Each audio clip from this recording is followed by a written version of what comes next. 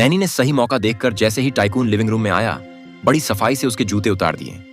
लेकिन इस प्रोफेशनल नैनी के पास एक खतरनाक राज था। वह पिछले 12 साल से अपने बेटे को उसी विला के बेसमेंट में छिपाकर पाल रही थी।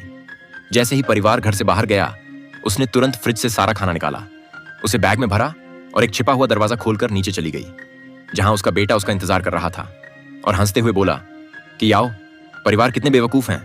वह 12 साल से यहां रह रहा है और उन्हें भनक तक नहीं लगी कि विला में बेसमेंट भी होता है। उसने घमंड से कहा कि यही उनकी सजा है कि वे बिना जाने उस पर निर्भर हैं। लेकिन अपनी मां को उसका यह रवैया बिल्कुल पसंद नहीं था। उसने उसे समझाया कि अब वक्त आ गया है कि वह बाहर निकले, नौकरी करे और एक सामान्य इंसान की तरह जिए। लेकिन लड़के ने साफ मना कर दिया और कहा कि जब यहाँ खाने पीने की कोई कमी नहीं है तो वह क्यों जाएगा। इतना ही नहीं, उसने सपना देखना शुरू कर दिया कि वह टाइकून का दामाद बनेगा और सारी दौलत का मालिक बन जाएगा।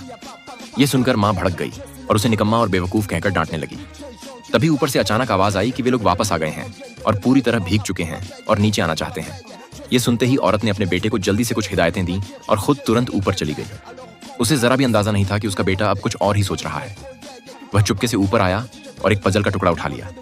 उसकी नजरें सोफे पर बैठी मां और बेटी पर टिक गईं और उसने मन ही मन सोचा कि अगर वह अमीर आदमी की बेटी से शादी कर ले तो उसकी जिंदगी हमेशा के लिए बदल सकती है। दूसरी तरफ औरत ने जब फ्रिज खोला तो वह पूरी तरह खाली था और वह घबरा गई।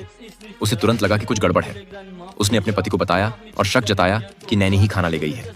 लेकिन पति ने इसे मानने से इनकार कर दिया और कहा कि नैनी भरोसेमंद है, शायद उसने बस ज्यादा काम के कारण थोड़ा ज्यादा खा लिया होगा। बात वहीं शांत हो गई।